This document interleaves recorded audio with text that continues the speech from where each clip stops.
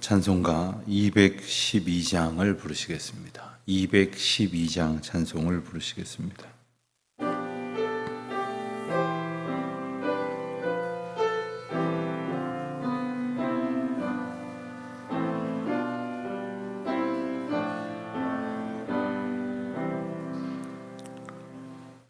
겸손히 주를 섬길 때 괴로운 일이 많으나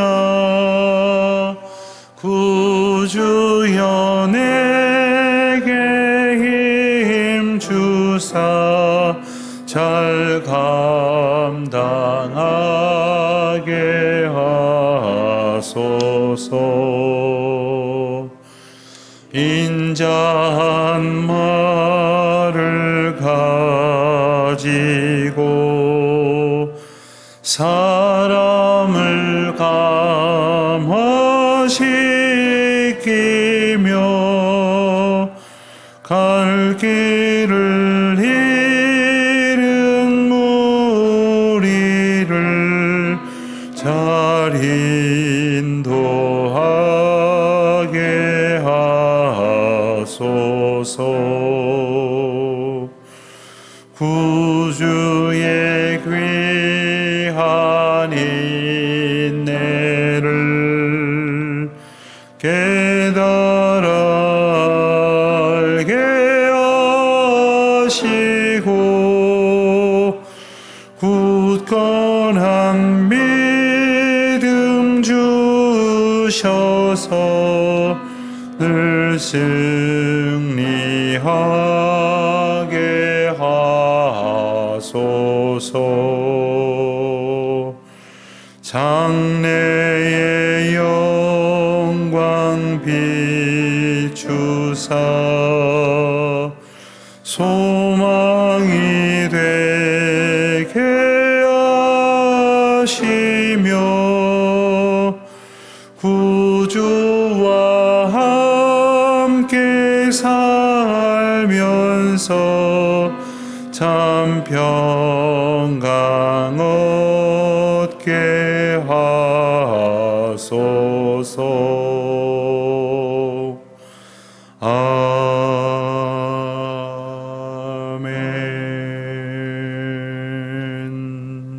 아멘. 기도하시겠습니다. 하나님 아버지, 주님의 은혜와 그 크신 사랑을 인하여 이 아침 다시금 감사와 찬송과 영광을 오직 주님께 올려드립니다. 때로 저희들이 이 세상에서 여러 가지 어려운 일을 만나고 그 가운데에서 두려워하고 또 근심하기도 합니다마는 그 근심의 시간에 함께 하셔서 저희들을 하나님의 은혜의 자리로 늘 인도하여 주신 것을 추억하며 감사를 드립니다. 세상 썩어질 멸망과 사망의 골짜기로 빠져드는 근심에 쌓여 헤매이지 않도록 주님은 저희들을 주님의 은혜의 자리로 늘 붙들어 주셨습니다. 오늘도 저희들이 혹 마음 가운데에 더러 염려하는 것이 있다면, 두려워하는 것이 있다면 그것을 오직 하나님 앞에 내려놓고 하나님이 저희에게 주시는 그 성령의 마음과 또 이끄시는 은혜를 경험하는 귀한 시간이 되게 하여 주시기를 기도드립니다. 허탄한 생각들로 저희의 시간을 허비하지 않게 하여 주시옵소서. 저희에게 생명을 허락하여 주셔서 오늘도 그 시간의 은혜 속에 살게 하신 것을 기억하며 주님을 의지하오니 저희에게 허락하신 그 모든 시간을 주님의 뜻대로 채워갈 수 있도록 성령 하나님 저희들을 굳세게 하시고 늘 인도하여 주시기를 간절히 기도드립니다. 오직 하나님께만 위로를 얻는 자들 되게 하여 주시사 허탄한 세속에서 헤매이지 않도록 주여 오늘도 붙들어 주시옵소서. 하나님 아버지, 특별히 갑작스럽게 또 폭증하고 있는 코로나 확진자의 숫자로 인하여 여러 가지 저희들이 느끼는 염려와 두려움이 있습니다만은 저희들이 지금 이 순간 해야 할 조심스러운 삶의 태도를 겸손히 돌아보고 또 하나님께서 이 시대 가운데에 저희로 하여금 깨닫기를 원하시는 그 주님의 은혜의 계시를 저희들이 잘 듣고 또 말씀 가운데에 발견하여 하나님께서 저희에게 주시는 마음으로 이 어려운 시기들을 잘 견뎌낼 수 있도록 도와주시기를 간절히 기도드립니다. 특별히 연약한 몸을 가지신 분들, 기저질환자들, 또 연로하신 어르신들, 하나님의 은혜 가운데 안보하여 주시옵시고 저희들이 연약한 몸을 가졌지만 주님을 의지하고 의뢰하는 가운데에 늘 주님의 돌보심의 은총을 얻게 하시고 또 혹 저희들이 여러 가지 질병 가운데 놓이게 했다 하더라도 하나님의 때에 이르도록 겸손히 기도하며 하나님의 은혜를 구할 때에 치유받는 은총으로 우리의 남은 삶을 기억하며 살아갈 수 있도록 은혜를 더하여 주시옵소서. 하나님 아버지, 여러 가지 사회 불안정 요소가 저희들을 염려케 합니다. 노사 갈등이 극심하여져서 또 사회 각계 각층의 욕망이 충돌하여서 이 사회는 온갖 그러한 갈등으로 가득 차 있습니다. 하나님 아버지, 이 세상에 사람의 방법으로는 그렇게 될 수밖에 없다는 것을 저희들이 깨닫습니다. 참된 평화의 사도이신 예수 그리스도를 저희들의 마음 가운데 모실 뿐 아니라 각 사람과 각 가정과 또한 사회의 모든 요소들이 주님의 은혜 앞에 겸손히 부복하여 저희들 스스로를 돌아보고 그리고 저희들의 잘못을 하나님 앞에 회개하고 오직 그리스도로 연합하는 그러한 가정들, 교회들 또한 사회의 요소가 될 수 있도록 은혜를 더하시고 특별히 이러한 어려운 시기에 대통령과 위정자들에게 지혜를 주셔서 자신들의 생각대로가 아니라 하나님이 이끄시는 것을 의지하여서 절대자이신 주님 앞에 겸손히 부복하여 그 은혜를 힘입는 가운데에 주어진 책무를 잘 감당할 수 있도록 인도하여 주시옵소서. 하나님, 저희 교회에 허락하신 건축의 과정 가운데 오늘도 간섭하시고 그 한 걸음 한 걸음 하나님의 인도하심을 걷는 기쁨으로 충만케 하여 주시옵소서. 슬픔 당한 가정이 있습니다. 하나님 위로하여 주시옵시고 하나님께서 허락하시는 그 은혜의 장례 절차를 통하여 유족들뿐만 아니라 모든 교우들이 하나님의 위로하심과 은혜로 부어주시는 은총을 경험하는 복된 날이 되게 하여 주시옵소서. 오늘도 크고 작은 모임으로 모이는 모임마다 함께 하시고 특별히 구역을 하나님께서 굳건히 붙들어 주심으로 사랑과 또한 하나님의 은혜가 나뉘어지고 서로 기도가 오갈 때에 하나님께서 서로를 연합하여 하나님의 은혜 가운데로 이끄시는 은총을 모두가 경험하게 하여 주시옵소서. 수고하고 애쓰는 구역 인도자들과 또한 여러 봉사의 영역을 맡아 수고하시는 모든 분들, 특별히 이번 주에 시작되는 우리 교회 학교 여름 성경 학교 및 수련회를 위하여 애쓰시는 우리 선생님들과 봉사자들에게 하늘의 은혜를 더하여 주시옵소서. 감사드리오며 우리 주 예수 그리스도의 이름으로 기도하옵나이다. 아멘. 하나님의 말씀 고린도후서 7장 8절부터 봅니다.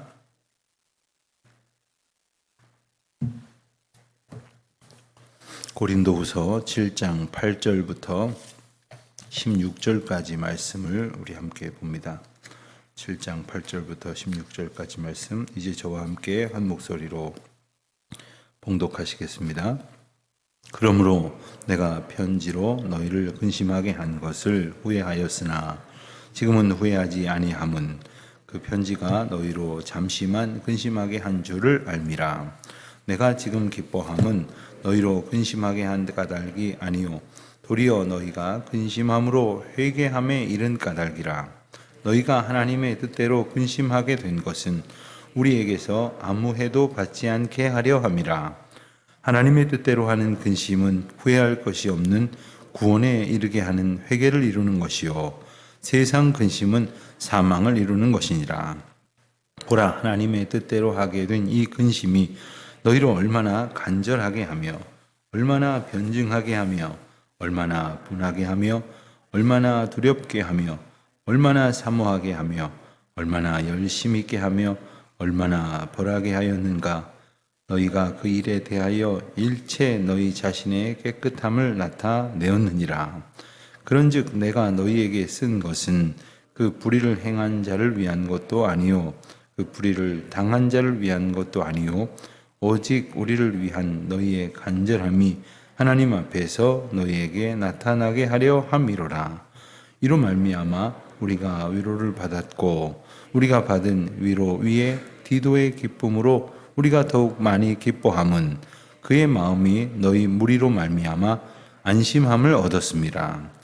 내가 그에게 너희를 위하여 자랑한 것이 있더라도 부끄럽지 아니하니 우리가 너희에게 이른 말이 다 참된 것 같이 디도 앞에서 우리가 자랑한 것도 참되게 되었도다. 그간 너희 모든 사람들이 두려움과 떨므로 자기를 영접하여 순종한 것을 생각하고 너희를 향하여 그의 심정이 더욱 깊었으니 내가 범사에 너희를 신뢰하게 된 것을 기뻐하노라. 아멘. 고린도전서 이제 7장까지의 말씀이 이 1장부터 이어져 오던 가장 중요한 주제인 바울의 사도직에 대한 그 여러 가지 논란 혹은 바울의 변명, 그리고 바울이 이 문제로 인하여 고린도 교회 교인들에게 전한 그의 심경이 기록되고 여기에 대해서 고린도 교회 교인들이 어떻게 반응을 보였는가, 그리고 결론은 어떻게 나게 됐는가까지의 이야기가 7장까지의 말씀입니다. 8장부터는 이제 새로운 주제가 이제 등장을 하는데 그건 내일부터 보겠고요. 그래서 오늘 말씀까지를 통하여 바울과 고린도 교회 교인들은 그야말로 행복한 결말, 해피엔딩을 이렇게 맞게 되는 것을 우리가 봅니다. 우선 앞부분, 오늘 읽은 앞부분 말씀을 보면 바울이 근심한다, 근심했었다 이런 이야기를 합니다. 바울이 고린도 교회에 편지를 보내고 나서 근심했습니다. 어떤 근심을 했는가? 이 편지가 혹 그들에게 상처를 주지는 않았을까? 다소간에 바울은 그들을 이해시키기 위하여 간절한 어조로 사정사정하는 모습도 분명히 있습니다만은 단호한 어조로 그들을 때로는 책망하기도 하고 권면하기도 했습니다. 그 말에 대해서 이들이 혹 근심하게 된 것은 아닐까, 혹 그들의 마음이 상하지는 않았을까, 이런 염려를 하게 되었다 하는 겁니다. 우리도 그럴 때가 있지 않습니까? 누군가한테 무슨 말을 하고 나서 아이고 괜히 했다. 특별히 요즘은 이제 이 문자를 이렇게 카카오톡이나 문자를 이렇게 많이 이렇게 보내는데, 자 보내고 났는데 답이 없어요. 읽은 것 같은데 답이 없어요. 그러면 내가 괜한 말을 했나? 이 말에 혹시 상대방이 마음이 불편한 건 아닐까? 바빠서 아직 답을 못하고 있을 뿐인데 그런 생각을 한동안 하는 경우들이 더러 있습니다. 자, 이렇듯 연약한 인생들은 늘 근심 속에 살아갑니다. 바울이 저들이 근심했을지도 모른다라고 생각하는 이유는 자기도 종종 근심하기 때문입니다. 자기도 종종 그런 마음이 들었기 때문입니다. 우리도 그렇습니다. 종종 근심합니다. 그런데 이 근심을 하는 어쩔 수 없는 형편 가운데 살지만 우리가 한번 생각해 봐야 될 것이 있습니다.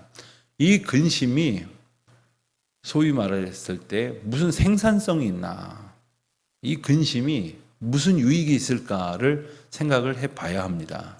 물론 근심이 자신을 돌아보는 성찰의 기회가 되는 경우가 많이 있습니다만은 그렇지 못할 경우에는 참 의미 없을 뿐 아니라 오히려 해롭게 하는 경우가 참 많습니다.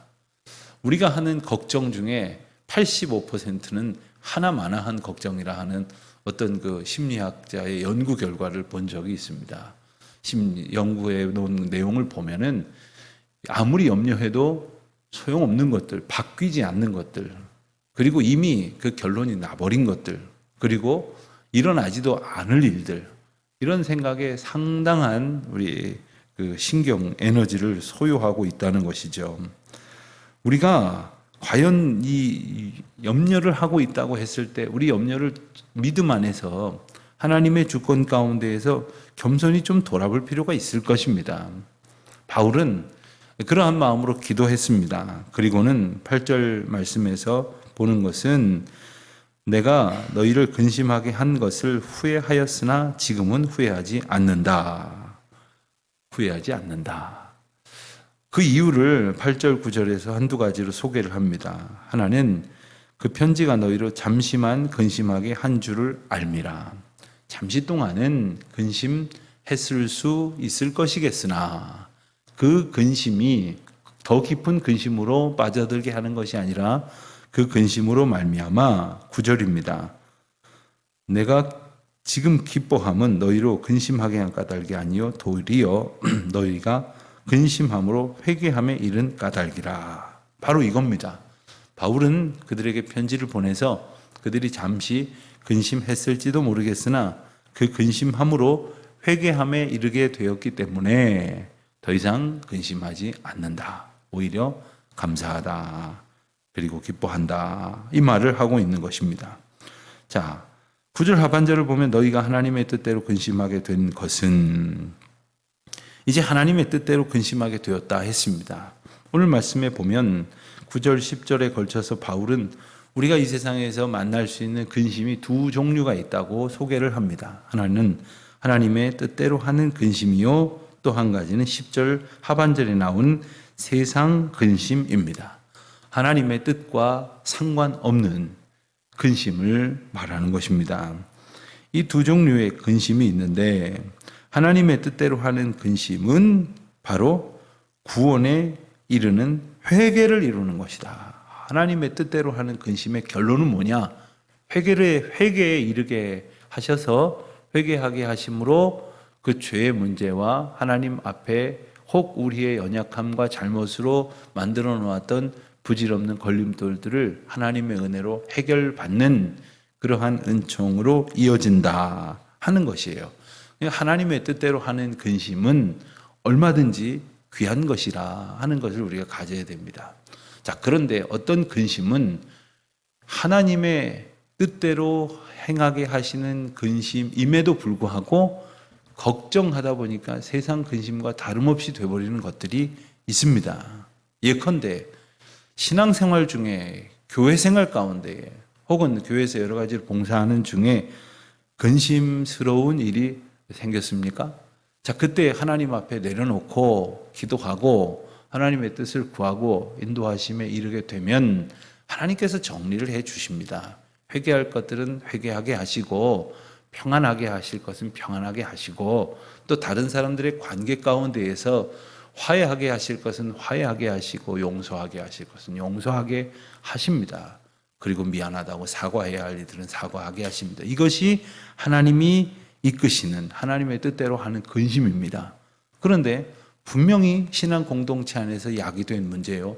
교회 안에서 내 앞에 펼쳐진 문제임에도 불구하고 그것을 고민하고 생각하고 근심하는 방식이 하나님으로부터 떠나버리면 세상의 근심과 다를 바가 없어집니다.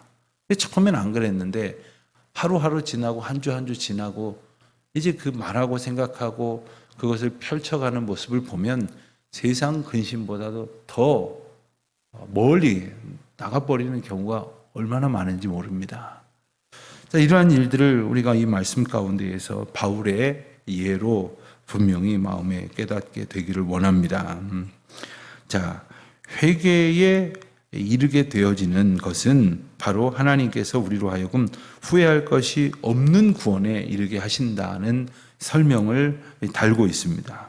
또 이것은 9절 하반절에 보고 지나온 대로 아무 해도 받지 않게 하려 하신다라는 설명을 또한 붙여 달고 있습니다. 자, 하나님의 뜻대로 하는 이 근심, 그것은 얼마나 하나님의 뜻 가운데에서 은혜로운 것인지를 바울은 이제 고린도 교회 교인들한테 설명을 하고 있는 것입니다. 그래서 고린도 교회 교인들은 바울의 편지를 통해서 잠시 근심했었을지는 모르지만 그것으로 인하여 하나님의 인도하심을 받고 또 위로하심을 얻고 또 회개에 이르게 하신다는 것을 깨닫고 그리고 그에 합당한 열매를 맺었다 하는 것입니다. 결론이 답이 예수 그리스도로 났다는 거예요. 자, 그런데 세상 근심은 어떤 결과를 가져오느냐? 10절 마지막 부분에 보는 대로 세상 근심은 사망을 이루는 것이니라 했습니다. 왜 그러냐 하면 세상 근심은 결국에는 답이 없어요. 예수 그리스도만이 우리 인생의 모든 문제의 해답이 되시는 것임에도 불구하고 그 답을 찾지 못하면 결국 답이 없는 거죠. 답이 없는 것은 결국 고민하고 절망하면 결국 마음도 몸도 병들어 죽을 수밖에 없을 것입니다. 영혼도 피폐해져서 죽을 수밖에 없는 겁니다. 우리가 생각하는 존재로서 당연히 근심을 합니다. 근심이 없으면 안 되지요. 그러나 그 근심이 오늘 어느 방향으로 향해 가고 있는지를 겸손히 돌아보는 오늘 하루가 또한 되시기를 바랍니다. 12절 말씀을 보면 바울이 편지를 썼던 이유를 다시 한번 간략하게 설명을 합니다. 그런즉 내가 너희에게 쓴 것은 그 불의를 행한 자를 위한 것도 아니요 불의를 당한 자를 위한 것도 아니요 오직 우리를 위한 너희의 간절함이 하나님 앞에서 너희에게 나타나게 하려 함이로라. 그렇습니다. 바울이 이 편지를 쓴 것은 누군가를 정죄하기 위한 것도 아니고 누가 옳다 그르다라는 것을 판결하기 위한 것도 아닙니다. 의롭다 생각하는 사람이나 불의하다고 그렇게 지적을 받는 사람 누구를 위한 것도 아니라 오직 우리의 간절함, 그것이 하나님 앞에서 그 답을 찾게 되어지기를 바란다 하는 것입니다. 종종 이제 신방을 하거나 또 이제 상담을 할 때 보면 결국 성도님들께서 목회자로부터 듣고 싶은 말씀 중에 이런 것이 있습니다. 지금 가지고 나온 어떤 문제나 또한 소원하는 어떤 이 일이 잘 되기를 바란다는 그런 축복 그리고 그런 권면 그리고 그런 기도를 하나님 앞에 함께 드려 주시기를 바라는 마음이 있습니다. 그러나 때로는 목회자 보기에 절대 이건 잘 돼서는 안 될 일이 있어요. 그리고 그만큼의 확신은 들지 않지만 하나님이 이걸 잘 되게 하실까? 이런 마음의 생각이 불편하게 다가올 때가 있습니다. 물론 그때부터 목회자도 기도를 합니다. 하나님, 이게 하나님의 뜻이 아니라고 한다면 저분의 생각 속에서 저 마음조차 빨리 거두어 주십시오. 빨리 지워 주십시오. 너무 오래도록 허황된 생각을 품게 하지 마시고 빨리 어그러지게 해 주십시오. 아예 처음부터 잘 안 되게 해 주시는 은혜를 주십시오. 이런 기도를 하게끔 되는 경우들이 있습니다. 그럼에도 불구하고 이 욕망을 어떻게든 하나님의 능력이라는 것을 도구 삼아서 자기가 원하는 대로 이루려고 하고자 한다면 이것은 근심으로 근심에 빠지게 하는 일밖에 되지를 않습니다. 근데 이 근심하는 가운데 주께로 돌아오는 역사, 주님께로 돌아와서 어떤 생각들은 지워지고 주님 앞에서 바른 생각을 붙들고 그대로 걸어가는 놀라운 은혜의 역사가 우리 가운데 있기를 바라는 것이죠. 바울은 자신의 편지의 목적이 바로 이런 불의한 자에 대한 처벌이나 혹은 그저 자기 명예회복에 있는 것이 아니라 하는 사실을 분명히 밝힙니다. 오직 고린도 교회의 성도들을 하나님 앞에 올바르게 세우는 데 있었다. 이것이 바울이 전한 편지의 목적이고 바울이 편지를 쓴 심경이었다 하는 거예요. 이 심경을 알아주지를 못하니까 고린도 교회 교인들은 바울에 대해서 오해했고 그리고 또 의도적으로 바울을 공격하고 바울과 고린도 교회를 이간하려고 하는 이들의 획책이 계속되어졌던 것이죠. 13절 말씀을 보면 바울은 디도를 통해서 고린도 교회 교인들의 위로를 받았다. 이렇게 그의 마음을 표현을 합니다. 그래서 안심하게 됐고, 그리고 결과적으로 고린도 교회 교인들과 바울은 화해하고 관계가 회복되게 되었다라고 말합니다. 자, 디도가 도대체 무슨 일을 했기 때문입니까? 디도는 우리가 보아온 대로 바울의 편지를 고린도 교회에 전달했습니다. 그 편지는 걱정스러운, 때로는 근심할 수도 있을 만한 그러한 강력한 권면도 책망도 담겨져 있는 것이기 때문에 오히려 관계가 틀어질 수도 있을 염려를 할 소지가 있었지만, 디도는 이것을 가지고 가서 고린도 교회 교인들에게 바울의 마음과 그리고 바울을 통하여 주시려고 하는 하나님의 인도하심에 대해서 잘 설명했고, 그리고 그들은 그 디도를 잘 영접했고, 디도를 통한 바울의 메시지, 바울을 통한 하나님의 메시지를 그들은 마음에 받아들여서 회개에 이르는 열매를 맺게 되었다 하는 겁니다. 이 소식을 디도가 가지고 왔으니 바울이 기쁨을 얻었고, 그리고 안심하게 됐고, 그로 인하여 고린도 교회 교인들과 화해의 놀라운 역사가, 관계 회복의 은혜가 있게 되었다 하는 겁니다. 14절로 16절 말씀을 보면 이 전체 1장부터의 그 큰 줄기를 이루는 그 어떤 그 바울의 사도직과 그간의 오해와 심리적인 갈등에 대한 그러한 그 결어, 대단원의 어떤 정리하는 이야기가 나옵니다. 그 가운데 참 그 바울로서는 어떻게 보면은 평소에 바울답지 않은 그러한 표현을 하는 것이, 14절에 보면 바울이 고린도 교회 교인들한테 디도에게 고린도 교회 교인들을 자랑했었다 이런 얘기를 합니다.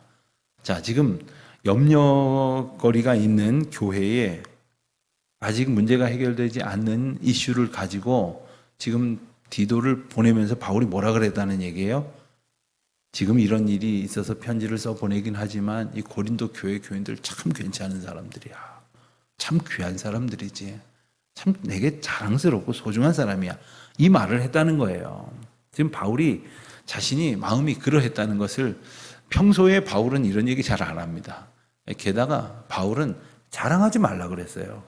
예수 그리스도 말고는 아무것도 자랑하지 말라, 이런 말을 종종 했는데, 지금 내가 디도에게 너희를 자랑했다, 이런 말을 하고 있는 거예요. 그런 말까지 하는 걸 보면 얼마나 지금 바울의 마음이 행복한지, 만족스러운지. 여러분, 누군가를 자랑해 보셨습니까? 기꺼이 그가 높아지기를 원하는 거예요. 여러분, 요즘은요, 누가 나보다 높아지는 거 별로 아주 원천적으로 원하지를 않아서 남들 높이는 게 아주 좀 각박해졌어요. 여러분, 하루를 살면서 내가 한 이야기들을 겸손히 반추해 보세요. 은근슬쩍 누구 흉은 보고, 누가 누구 흉 보면 맞아 그리고 맞장구는 쳤지만, 아니야, 그분은 이런 면에서 참 훌륭해, 이런 귀한 면이 있어, 이런 칭찬을 잘 못한단 말이야. 바울은 그 마음 가운데에 고린도 교회의 교인들로 인하여 가졌던 여러 가지 염려가 하나님의 은혜로 해소되고, 그리고 그 두려움이 하나님의 평강으로 다 치유되고, 그리고 막혔던 그러한 그들의 잘못된 관계들이 다 화해의 아름다운 결론을 얻게 되었을 때 뭐라고 말을 합니까? 16절에 보면 내가 범사에 너희를 신뢰하게 된 것을 기뻐하노라. 왜 이런 말을 할까요?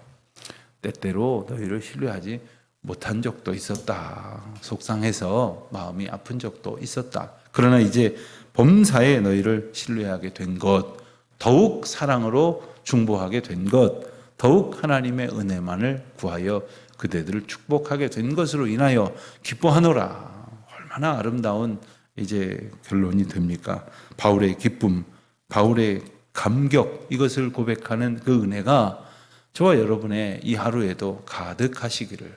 그래서 주님께서 우리에게 허락하신 어떤 일이나 함께 하나님의 일을 도모하도록 허락하신 귀한 분들, 그런 기쁨으로 충만케 되어지시기를 바랍니다. 오늘 하루 이렇게 참 덥고 또 이렇게 힘든 하루하루 시간도 됩니다만은, 하나님께서 허락하신 그 대자연을 이렇게 보시면서 이렇게 은혜를 누리시면 참 좋겠어요. 엊그젠가 제가 회의가 있어서 차를 몰고 나가는데 아마 이 가운데 어떤 분이 새벽기도 마치고 이렇게 걸어서 집에 가시면서 꽃을 이렇게 보시고서는 예쁘다 이러시고 서 계신 것 같아요. 그러더니 사진기를 꺼내서 이렇게 탁 찍으시더니 아주 마스크를 써서 제가 잘 못 봤지만 행복한 표정을 짓고 이렇게 가시는데, 하나님께서 우리에게 펼쳐신 모든 것이 그렇게 아름답고 행복한 것입니다. 여러분이 오늘 누구를 만나도 무슨 일을 만나도 우리 주님께서 주신 평강과 기쁨으로 충만하시기를 주의 이름으로 축원드립니다. 구현정 권사님 어머님께서 돌아가셨습니다. 연세가 97세신데 연희교회의 권사님이세요. 그래서 작년에는 어머님 다니시던 교회에서 주관하시게 되셔서 저희 교회에서는 오늘 저녁 7시 30분에 일원동에 있는 삼성병원 15호실 빈소에서 위로 예배를 드립니다. 시간이 허락하시는 분들 많이 같이 가셔서 함께 위로해 주시면 좋겠습니다. 기도하겠습니다.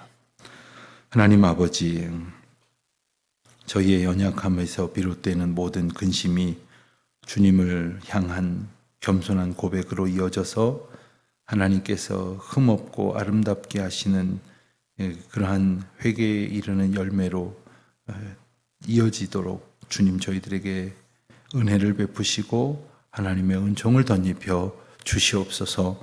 오늘도 허락하실 주의 사랑으로, 하나님의 사람으로 하나님의 은혜를 누리며 살아가는 주의 백성 되게 하여 주옵소서. 예수님의 이름으로 기도드립니다. 아멘. 하늘에 계신 우리 아버지, 아버지의 이름을 거룩하게 하시며 아버지의 나라가 오게 하시며 아버지의 뜻이 하늘에서와 같이 땅에서도 이루어지게 하소서. 오늘 우리에게 일용할 양식을 주시고 우리가 우리에게 잘못한 사람을 용서하여 준 것 같이 우리 죄를 용서하여 주시고 우리를 시험에 빠지지 않게 하시고 악에서 구하소서. 나라와 권능과 영광이 영원히 아버지의 것입니다. 아멘.